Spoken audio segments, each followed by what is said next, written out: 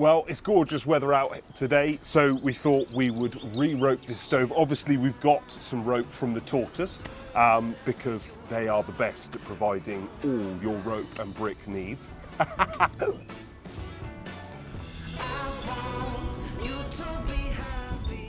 going to start by fitting the glass. So we get our bit of glass seal, and then we spend at least 10 minutes trying to peel off the self-adhesive backing. There we go.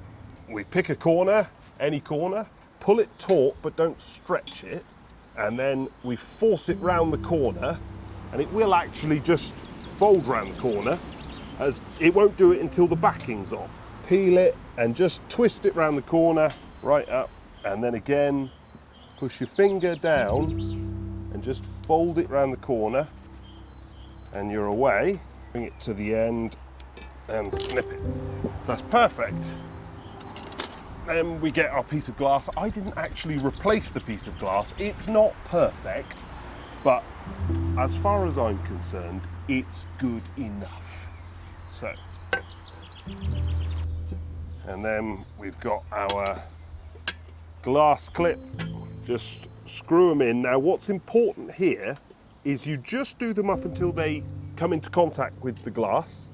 And you do that with all four, just in contact. And then I'm going to attempt with just a quarter of a turn, or a third of a turn, in fact, no, quarter of a turn, and then I'm going to make sure that the glass can still move up and down like that. If you can hear that noise, that means we've got a bit of movement in there, which means we're not going to crack the glass when it heats up. You'll get a little applicator on the glue, and that you will cut at a 45-degree angle, and that is now ready. We will take our rope. Our ropes always come with the ends sealed. So we pick a starting point, which you can pick relatively arbitrarily, and I'm going to pick here.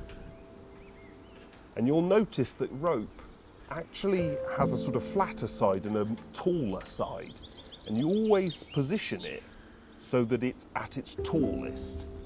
So we don't want twists in the rope like that. We want it dead straight and on the taller side.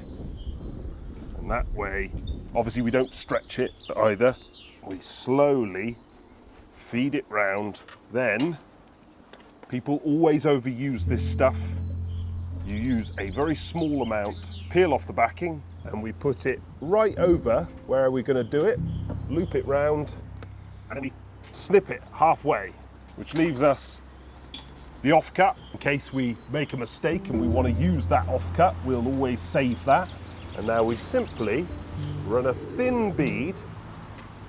The applicator on this is one of the reasons why our rope kit is so good. It runs a perfect bead of silicone.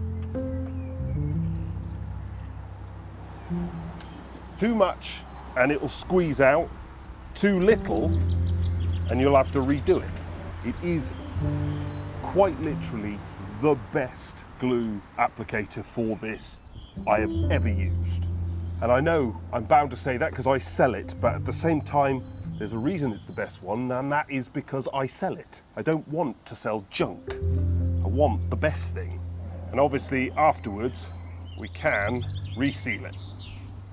And then finally, we take our rope and we run it round in exactly the same way, not twisted, on the sort of taller side.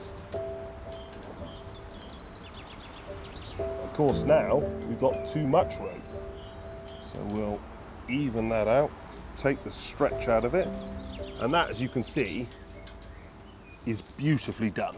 No twists, no flattening of the rope, positioned correctly, so we've got full sponginess. Glass can move, and it looks neat and tidy.